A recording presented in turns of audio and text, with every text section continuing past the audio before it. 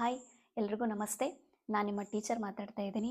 So ಇವತ್ತು ನಾನೊಂದು big news ತೊಗೊಬಂದಿದ್ದೀನಿ ನಿಮ್ಮೆಲ್ಲರಿಗೂ. ಸೊ ಯಾರೆಲ್ಲ ಟೀಚರ್ ಆಸ್ಪಿರೆಂಟ್ಸ್ ತುಂಬ ದಿನದಿಂದ ವೆಯ್ಟ್ ಮಾಡ್ತಾ ಇದ್ರಿ, ಇನ್ಕ್ಲೂಡಿಂಗ್ ಮೀ, ನಮಗೆಲ್ಲರಿಗೂ ಒಂದು ಬಿಗ್ ನ್ಯೂಸ್ ಆ್ಯಂಡ್ ಒಂದು ಖುಷಿಯ ನ್ಯೂಸ್ ಸಿಕ್ಕಿದೆ. ಏನು ಅಂತ ಹೇಳಿದ್ರೆ, ನಿಮ್ಗೆಲ್ರಿಗೂ ಗೊತ್ತಿರೋ ಹಾಗೆ ಜುಲೈ 14, 2026 ಕರ್ನಾಟಕ ಸರ್ಕಾರ ಒಂದು ರಾಜ್ಯ ಪತ್ರವನ್ನು ಹೊರಡಿಸಿದೆ. ಆ ರಾಜ್ಯ ಪತ್ರದಲ್ಲಿ ನಮಗೊಂದು ಸ್ವೀಟ್ ನ್ಯೂಸ್ ಸಿಕ್ಕಿದೆ. ಏನಂತ ಹೇಳಿದ್ರೆ 15,000 ಟೀಚರ್ ಪೋಸ್ಟ್ ಕಾಲ್ ಆಗ್ತಾ ಇದೆ ಕರ್ನಾಟಕದಲ್ಲಿ. ಸೊ ಎಲ್ಲರೂ ಕೂಡ ತುಂಬ ದಿನದಿಂದ ಮೋಸ್ಟ್ ಅವೈಟಿಂಗ್ ಒಂದು ಪೋಸ್ಟ್ಗಳಿದೆಲ್ಲ. ಸೊ ಯಾವ್ಯಾವೆಲ್ಲ ಪೋಸ್ಟ್ ಕಾಲ್ ಆಗಿದೆ ಇವತ್ತಿನ ನನ್ನ ವಿಡಿಯೋದಲ್ಲಿ ಆ ಎಲ್ಲದ್ರ ಬಗ್ಗೆ, ಯಾವ್ಯಾವ ಪೋಸ್ಟ್ ಕಾಲ್ ಆಗಿದೆ, ಏನೇನು ವಿದ್ಯಾರ್ಹತೆ ಇದೆ, ಏನೇನು ಏಜ್ ರಿಲ್ಯಾಕ್ಸೇಷನ್ ಇದೆ, ಸೊ ಏಜ್ ಲಿಮಿಟ್ಸ್ ಎಲ್ಲಿವರೆಗೂ ಇದೆ ಅಪ್ಲೈ ಮಾಡಲಿಕ್ಕೆ, ಹಾಗೆ ಯಾವ ಒಂದು ವಿಧಾನದಲ್ಲಿ ನೇಮಕಾತಿಯನ್ನು ಮಾಡ್ತಾರೆ, ಇದೆಲ್ಲದ್ರ ಬಗ್ಗೆ ತಿಳ್ಕೊಳ್ಳೋಣ. ಸೊ ವಿಡಿಯೋ ಮಾಡೋದು ತುಂಬ ಸ್ವಲ್ಪ ಲೇಟ್ ಆಯಿತು, ಯಾಕೆ ಬೇರೆ ಕೆಲಸದಲ್ಲಿ ಬ್ಯುಸಿ ಇದ್ದಿದ್ದರಿಂದ ನಾನು ಮಾಡೋಕ್ಕಾಗಿಲ್ಲ. ಸೊ ನಾನು ಇವತ್ತು ಈ ಒಂದು ವಿಡಿಯೋದಲ್ಲಿ ಎಲ್ಲ ಮಾಹಿತಿಯನ್ನು ಕೊಡ್ತಾ ಇದ್ದೀನಿ. ಯಾರೆಲ್ಲ ನನ್ನ ಚಾನಲ್ನ ಇನ್ನೂ ಸಬ್ಸ್ಕ್ರೈಬ್ ಮಾಡ್ಕೊಂಡಿಲ್ಲ, ಸಬ್ಸ್ಕ್ರೈಬ್ ಮಾಡ್ಕೊಳ್ಳಿ. ಸೊ ನಾನು ನಿಮಗೆ ಈ ಥರ ಎಲ್ಲ ಇನ್ಫಾರ್ಮೇಟಿವ್ ವೀಡಿಯೋಸನ್ನು ಕೊಡ್ತಾ ಹೋಗ್ತೀನಿ. ಮತ್ತು ಸೈನ್ಸ್ ಮತ್ತು ಮ್ಯಾಥ್ಸ್ ಕ್ಲಾಸಸ್ ಕೂಡ ಮಾಡಬೇಕು ಅಂತ ಇದ್ದೀನಿ. ನಿಮ್ಮ ಸಪೋರ್ಟ್ ಸಿಕ್ಕರೆ ನಾನು ಖಂಡಿತ ಮಾಡ್ತೀನಿ ಅಂತ ಹೇಳ್ತೀನಿ.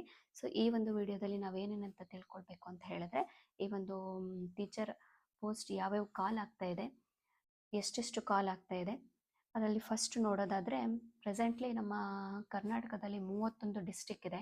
ಅದರಲ್ಲಿ 7 HK ಇದ್ದರೆ, ಹೈದರಾಬಾದ್ ಕರ್ನಾಟಕ ಅಥವಾ ಕಲ್ಯಾಣ ಕರ್ನಾಟಕ ಅಂತೇಳಿ ಕರಿತೀವಿ, 7 ಇದೆ.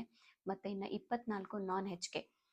ಯಾವ್ಯಾವೆಲ್ಲ ಹೈದರಾಬಾದ್ ಕರ್ನಾಟಕಕ್ಕೆ ಬರುತ್ತೆ ಅಂತ ಹೇಳಿದ್ರೆ, ಬೀದರ್, ಕಲಬುರ್ಗಿ, ಯಾದಗಿರಿ, ರಾಯಚೂರು, ಕೊಪ್ಪಳ, ಬಳ್ಳಾರಿ ಮತ್ತು ವಿಜಯನಗರ. ಈ 7 ಡಿಸ್ಟಿಕ್ಗಳನ್ನ ನಾವು ಹೈದರಾಬಾದ್ ಕರ್ನಾಟಕ ಅಥವಾ ಕಲ್ಯಾಣ ಕರ್ನಾಟಕ ಅಂತೇಳಿ ಕರಿತೀವಿ. ಮಿಕ್ಕಿದ 24 ನಾನ್ HK. ಇದರಲ್ಲಿ ಯಾವ್ಯಾವ ಪೋಸ್ಟ್ ಕಾಲ್ ಆಗ್ತಿದೆ ಆ 15,000 ಟೀಚರ್ಸಲ್ಲಿ ಅಂತ ಹೇಳಿದ್ರೆ, PST ಪ್ರಾಥಮಿಕ ಶಾಲಾ ಶಿಕ್ಷಕರು 1 to 5th, GPT graduate primary teachers 6 to 8, ಮತ್ತು ಹೈಸ್ಕೂಲ್ ಟೀಚರ್ಸ್, ಮತ್ತು computer teacher 1 to 8, and physical education grade 1 grade 2 teachers call ಆಗ್ತಾ ಇದೆ.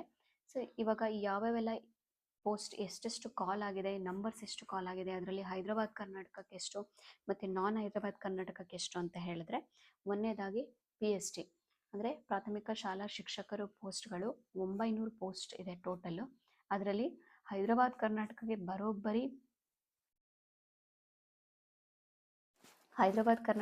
ಬರೋಬ್ಬರಿ 800 ಪೋಸ್ಟ್ಗಳು ಸಿಕ್ಕಿದ್ರೆ,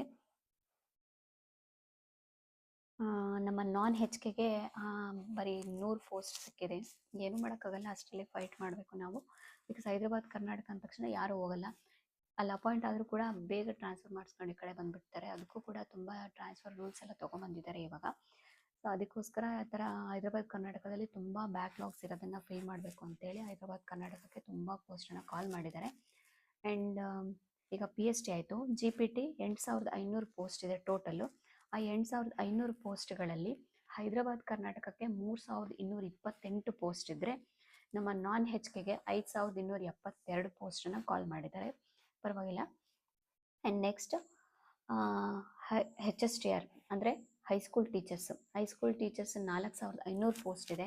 ಅದರಲ್ಲಿ 2,214 ಪೋಸ್ಟು ಹೈದರಾಬಾದ್ ಕರ್ನಾಟಕಕ್ಕಿದ್ರೆ, 2,286 ಪೋಸ್ಟು ನಾನ್ ಹೈದರಾಬಾದ್ ಕರ್ನಾಟಕಕ್ಕಿದೆ. And computer teachers 1 to 8th ಗ್ರೇಡ್ಗೆ ತೊಗೊಳ್ತಾ ಇದ್ದಾರೆ. ಟೋಟಲ್ 500 ಪೋಸ್ಟ್ ಇದೆ, 500. ಅದರಲ್ಲಿ 300 ಹೈದರಾಬಾದ್ ಕರ್ನಾಟಕ, 200 ನಾನ್ ಹೈದರಾಬಾದ್ ಕರ್ನಾಟಕಕ್ಕಿದೆ. ಆ್ಯಂಡ್ ಫಿಸಿಕಲ್ ಎಜುಕೇಷನ್ ಗ್ರೇಡ್ 2 ಎಷ್ಟಿದೆ ಅಂತ ಹೇಳಿದ್ರೆ 150 ಪೋಸ್ಟ್ ಇದೆ.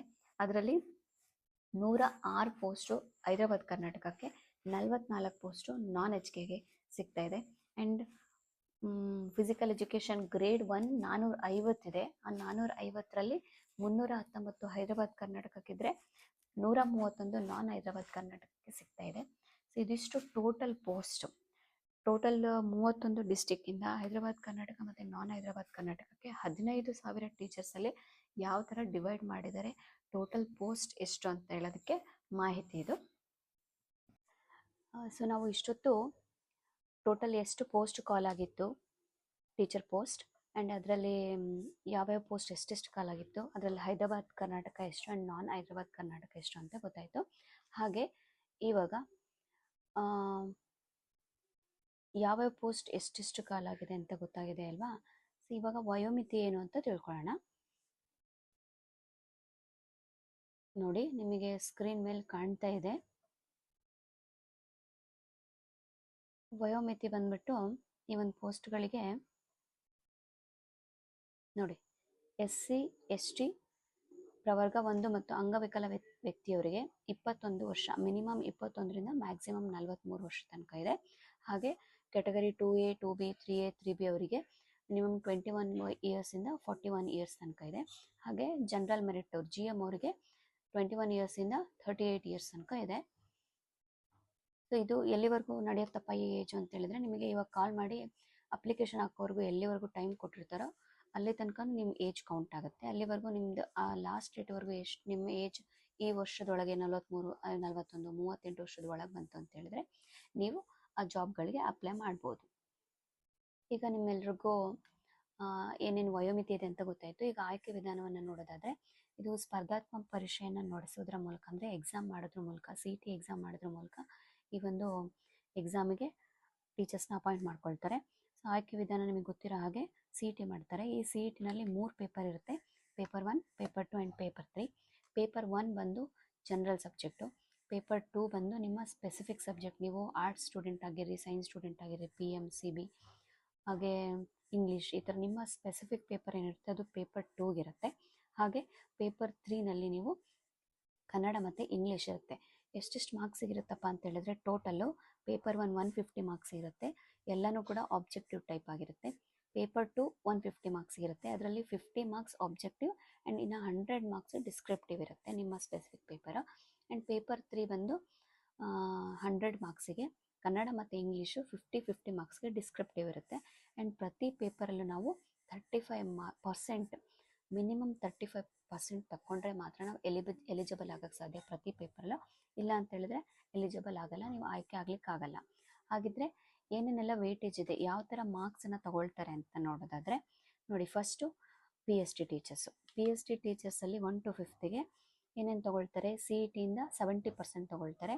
ಹಾಗೆ TETಯಿಂದ 20%, PUC ಮೇಲೆ ತೊಗೊಳ್ಳೋದ್ರಿಂದ PUC 8%, ಹಾಗೆ ಯಾವುದೇ B.Ed ಅಥವಾ D.Ed ಯಾವುದೇ ಒಂದು ಟ್ರೈನಿಂಗ್ ಕೋರ್ಸಿಂದ ಜಸ್ಟ್ 2% ತೊಗೊಳ್ತಾ ಇದ್ದಾರೆ.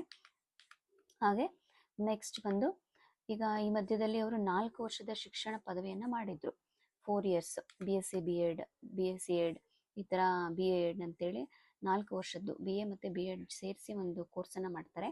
ಆ ಕೋರ್ಸ್ ಮಾಡಿದವರಿಗೆ 70% CETಯಿಂದ, TETಯಿಂದ 20%. ಸೊ ಅವ್ರೇನು ಮಾಡ್ತಾ ಇದ್ದಾರೆ ಅಂತ ಹೇಳಿದ್ರೆ, 2 ಯೂಸ್ ಮಾಡ್ತಾ ಇರೋದ್ರಿಂದ ಏನು ಮಾಡ್ತಾ ಇದ್ದಾರೆ ಅವರು, ಅದರಲ್ಲಿ BA B.Ed BSc B.Ed ಅವರು ಒಟ್ಟಿಗೆ ಮಾಡಿರೋದ್ರಿಂದ ಅವ್ರೇನು ಮಾಡ್ತಾ ಇದ್ದಾರೆ, ಇಲ್ಲಿ BSc B.Ed ಮತ್ತು BA B.Ed ಎರಡೂ ಸೇರಿ 10% ತಗೊಳ್ತಾ ಇದ್ದಾರೆ. ಇದಿಷ್ಟು 4 ಇಯರ್ಸ್ದು BA B.Ed ಮಾಡಿರೋರಿಗೆ, BSc B.Ed ಮಾಡಿರೋರಿಗೆ. ಹಾಗೆ ನೆಕ್ಸ್ಟ್ ನೋಡಿ, 6 to 8 GPT ಅವರು ಸ್ಪರ್ಧಾತ್ಮಕ ಪರೀಕ್ಷೆಯಿಂದ CETಯಿಂದ 70% ತಗೊಳ್ತಾ ಇದ್ದಾರೆ. ಹಾಗೆ TETಯಿಂದ 20% ತಗೊಳ್ತಾ ಇದ್ದಾರೆ. ಹಾಗೆ ಡಿಗ್ರಿಯಿಂದ 8% ಆ್ಯಂಡ್ ಡಿಗ್ರಿಯಿಂದ 8%, ಹಾಗೆ B.Edಯಿಂದ 2% ತಗೊಳ್ತಾ ಇದ್ದಾರೆ. ಯಾರು BSc B.Ed ಒಟ್ಟಿಗೆ ಮಾಡಿದ್ರು ಅವರಿಗೆ ಏನು ಮಾಡ್ತಾ ಇದ್ದಾರೆ, ಅವರು ಒಟ್ಟಿಗೆ ತಗೊಳ್ತಿದ್ದಾರೆ ಅಷ್ಟೇ. CETಯಿಂದ 70%, TETಯಿಂದ 20%, ಹಾಗೆ BSc B.Ed ಜೊತೆ ಮಾಡಿರೋದ್ರಿಂದ ಅದು 10% ತಗೊಳ್ತಾ ಇದ್ದಾರೆ. ನೆಕ್ಸ್ಟ್ ಕಂಪ್ಯೂಟರ್ ಸೈನ್ಸ್ ಟೀಚರ್ಸಿಗೆ CETಯಿಂದ 70%, ಹಾಗೆ ಅವರ ಡಿಗ್ರಿಯಿಂದ 30%. ಅಂದರೆ ಇವರಿಗೆ TET ಕಡ್ಡಾಯ ಇಲ್ಲ ಮತ್ತು B.Ed ಮಾಡೋಕ್ಕೂ ಹೇಳಿಲ್ಲ. ಹಾಗಾಗಿ ಇದು ತುಂಬ ಕಾಂಪಿಟೇಷನ್ ಇರುತ್ತೆ. CS ಮಾಡಿರೋರು ನಾವು ಅಪಾಯಿಂಟ್ ಆಗ್ಬೋದು ಈಸಿಯಾಗಿ ಅಂದ್ಕೊಂಡ್ರೆ ಖಂಡಿತ ಇಲ್ಲ. ಯಾಕಂತ ಹೇಳಿದ್ರೆ TETನೂ ಕೇಳಿಲ್ಲ, B.Ed ಕೇಳಿಲ್ಲ, ಈ ಇಂಜಿನಿಯರಿಂಗ್ ಸ್ಟೂಡೆಂಟ್ಸ್ ಎಲ್ಲ ಕೂಡ ಅಪ್ಲೈ ಮಾಡ್ತಾರೆ ಇಲ್ಲಿ. ಹಾಗಾಗಿ ನಿಮಗೆ ತುಂಬ ಕಾಂಪಿಟೇಷನ್ ಆಗುತ್ತೆ, ನೀವು ತುಂಬ ಚೆನ್ನಾಗಿ ಓದ್ಕೊಳ್ಬೇಕಾಗುತ್ತೆ. ಆ್ಯಂಡ್ ಇಲ್ಲಿ ನೋಡಿ, ಈ GPT ಲಾಸ್ಟ್ ಟೈಮ್ ನಾವು ಅಪಾಯಿಂಟ್ ಆದಾಗ ನಮಗೆ 50% ಇತ್ತು, 50 ಮತ್ತು 50. ಯಾವ್ಯಾವ 50 ಅಂತ ಹೇಳಿದ್ರೆ 50 CETಯಿಂದ, ಇನ್ನು 50 ಬ್ಯಾಕ್ ಸ್ಕೋರಿಂದ. ಬ್ಯಾಕ್ ಸ್ಕೋರ್ ಅಂತ ಹೇಳಿದ್ರೆ B.Ed CET ಮತ್ತು TETದು, CET ಅಲ್ಲ, B.Ed TET ಮತ್ತು ಡಿಗ್ರಿದು 20%, TETದು 20% ಮತ್ತು 10% ಬಿ ಎಡ್ ತೊಗೊಳ್ತಿದ್ರು. ಆದರೆ ಈ ಸತಿ ಬರೀ 2% ಅಷ್ಟೇ ತೊಗೊಂಡಿದ್ದಾರೆ. ಬಿ ಎಡ್ ಮಾರ್ಕ್ಸ್ ಏನಕ್ಕೂ ಲೆಕ್ಕಕ್ಕಿಲ್ಲ. ಹಾಗಾಗಿ ಸಿ ಇ ಟಿ ಯಾರು ಚೆನ್ನಾಗಿ ಮಾಡ್ತಾರೋ ಅವ್ರು ಅಪಾಯಿಂಟ್ ಆಗೋ ಚಾನ್ಸಸ್ ಜಾಸ್ತಿ ಇರುತ್ತೆ. ನೆಕ್ಸ್ಟ್ ನೋಡಿ, ದೈಹಿಕ ಶಿಕ್ಷಣ ಗ್ರೇಡ್ 2 1 to 8ಗೆ ಏನೇನು ತೊಗೊಳ್ತಿದ್ದಾರೆ, ಸಿ ಇ ಟಿ ಸೇಮ್ ಇಲ್ಲಿ 85% ತೊಗೊಳ್ತಾ ಇದ್ದಾರೆ. ಸಿ ಇ ಟಿಯಿಂದ ಪಿ ಯು ಸಿಯಿಂದ 13%. ಹಾಗೆ ಅವ್ರು ಬಿ ಪಿ ಎಡ್ ಎಲ್ಲ ಏನು ಮಾಡಿರ್ತಾರೆ, C P Ed B P Ed ಅದರಿಂದ 2% ತೊಗೊಳ್ತಾ ಇದ್ದಾರೆ. ಹಾಗೆ H S T R high school ಟೀಚರ್ಸಿಗೆ ಸಿ ಇ ಟಿಯಿಂದ ಬರೋಬ್ಬರಿ ಇಲ್ಲೂ ಕೂಡ 85% ತೊಗೊಳ್ತಿದ್ದಾರೆ. ನೋಡಿ, ಯಾರ್ಯಾರು ಓದ್ಕೊಳ್ತಾ ಇದ್ದೀರಾ ಹೈಸ್ಕೂಲ್ ಟೀಚರ್ಸಿಗೆ, ಇಲ್ಲಿ ಪರ್ಟಿಕ್ಯುಲರ್ ಅವ್ರು ಎಮ್ ಎಸ್ ಸಿ ಕೇಳಿಲ್ಲ, ಬರೀ B S C B Ed ಕೇಳಿರೋದ್ರಿಂದ ಯಾರ್ಯಾರು ಬಿ ಎಸ್ ಸಿ ಆಗಿದೆ ಅವರೆಲ್ಲರೂ ಅಪ್ಲೈ ಮಾಡ್ಬೋದು. ಇಲ್ಲಿ ನೋಡಿ, ಡಿಗ್ರಿಯಿಂದ 13%, ಹಾಗೆ ಏನು ಶಿಕ್ಷಕರ ಶಿಕ್ಷಣ ಕೋರ್ಸ್ ಅಂದರೆ ಬಿ ಎಡಿಂದ 2%. ಅಂದರೆ ಇಲ್ಲಿ ಟಿ ಇ ಟಿ ಕೂಡ ಇಲ್ಲ. ಯಾರು ಟಿ ಇ ಟಿ ಆಗಿಲ್ಲ, ಯಾರು ಎಮ್ ಎಸ್ ಸಿ ಆಗಿಲ್ಲ, ಎಲ್ಲ ಅಪ್ಲೈ ಮಾಡ್ಬೋದು. ತುಂಬ ಚೆನ್ನಾಗಿ ಓದ್ಕೊಳ್ಳಿ. ಯಾರು ಸಿ ಇ ಟಿ ಚೆನ್ನಾಗಿ ಮಾಡ್ತಾರೋ ಅವರು ಹೈಸ್ಕೂಲ್ ಟೀಚರ್ಸ್ ಆಗಿ ಅಪಾಯಿಂಟ್ ಆಗೋ ಚಾನ್ಸಸ್ ತುಂಬ ಇದೆ. ಆದರೆ ಇದರಲ್ಲಿ ಒಂದು ಬೇಸರದ ವಿಷಯ ಅಂತ ಹೇಳಿದ್ರೆ, ಇಲ್ಲಿ ಪಿ ಎಮ್ ಪೋಸ್ಟ್ ಕಾಲಾಗಿಲ್ಲ, ಬರೀ ಸಿ ಬಿ ಪೋಸ್ಟ್ ಅಷ್ಟೇ. ಸೊ ಯಾರೆಲ್ಲ ಪ್ರಿಪೇರ್ ಆಗ್ತಿದ್ದೀರಾ ಎಲ್ರಿಗೂ ನನ್ನ ಕಡೆಯಿಂದ ಆಲ್ ದಿ ಬೆಸ್ಟ್ ಹೇಳ್ತೀನಿ. ಸೊ ನೋಡಿ, ನೆಕ್ಸ್ಟು ದೈಹಿಕ ಶಿಕ್ಷಣ ಗ್ರೇಡ್ 1ಗೆ ಇಲ್ಲೂ ಕೂಡ ಸ್ಪರ್ಧಾತ್ಮಕ ಪರೀಕ್ಷೆಯಿಂದ 85%, ಆಮೇಲೆ ಡಿಗ್ರಿಯಿಂದ 13%, ಹೌದು ಟ್ರೈನಿಂಗ್ ಕೋರ್ಸಿಂದ 2% ತೊಗೊಳ್ತಾ ಇದ್ದಾರೆ. ಇದಿಷ್ಟು ವೆಯ್ಟೇಜು, ಯಾವ್ಯಾವ ಕೋರ್ಸ್ ಯಾವ್ಯಾವ ಅಪಾಯಿಂಟ್ಮೆಂಟಿಗೆ ಎಷ್ಟೆಷ್ಟು ಪರ್ಸೆಂಟ್ ಮಾರ್ಕ್ಸ್ ತಗೊಳ್ತಾ ಇದ್ದಾರೆ ಅಂತ. ಸೊ ಇದರಲ್ಲಿ ಟೋಟಲ್ ನಾವು ನೋಡಿದ್ರೆ ನಮಗೆ ಒಂದು ಅರ್ಥ ಆಗೋದು, ಈ ಸತಿ ಸಿ ಇ ಟಿಗೆ ತುಂಬ ಕಾನ್ಸಂಟ್ರೇಟ್ ಮಾಡಿದ್ದಾರೆ. ಸಿ ಇ ಟಿ ಪರ್ಸೆಂಟೇಜ್ನೇ ತುಂಬ ತಗೊಳ್ತಾ ಇದ್ದಾರೆ. ಹಾಗಾಗಿ ಎಲ್ಲರೂ ತುಂಬ ಚೆನ್ನಾಗಿ ಓದ್ಕೊಳ್ಳಿ. ಸಿ ಇ ಟಿ ಚೆನ್ನಾಗಿ ಮಾಡಿದ್ರೆ ಆಲ್ಮೋಸ್ಟ್ ನಿಮ್ಮ ಅಪಾಯಿಂಟ್ ಆದಂಗೆ ಈ ಸತಿ. ನಿಮಗೆಲ್ರಿಗೂ ಆಲ್ ದಿ ಬೆಸ್ಟ್ ಹೇಳ್ತೀನಿ. ಆ್ಯಂಡ್ ಯಾರೆಲ್ಲ ನನ್ನ ವೀಡಿಯೋಸ್ ನೋಡ್ತಾ ಇದ್ದೀರಾ ಅವರೆಲ್ರಿಗೂ ಕೂಡ, ಯಾರೆಲ್ಲ ಟೀಚರ್ ಆಸ್ಪಿರೆಂಟ್ಸ್ ಇದ್ದೀರಿ, ಸೀರಿಯಸ್ ಆಸ್ಪಿರೆಂಟ್ಸ್, ಅವ್ರು ಎಲ್ರಿಗೂ ಕೂಡ ನನ್ನ ಕಡೆಯಿಂದ all the best and thank you ಹೇಳ್ತೀನಿ. ನನ್ನ ಒಂದು ನೆಕ್ಸ್ಟ್ ವಿಡಿಯೋದಲ್ಲಿ ನಾನು ನನ್ನ ಒಂದು ಜಿ ಪಿ ಟಿ ಜರ್ನಿ ನಾನು ಹೇಗೆ ಓದಿದೆ, ಯಾವ್ಯಾವ ಟಾಪಿಕನ್ನು ಓದಿದ್ದೀನಿ, ಯಾವ್ಯಾವ ಬುಕ್ಸ್ ಓದಿದೆ, ನನ್ನ ಒಂದು ಸ್ಟ್ರಾಟಜಿ ಏನಿತ್ತು, ಹೇಗಿತ್ತು ಸೆಲೆಕ್ಷನ್, ಅದೆಲ್ಲದನ್ನು ಹಂಚ್ಕೊಳ್ತೀನಿ. Thank you. Bye bye.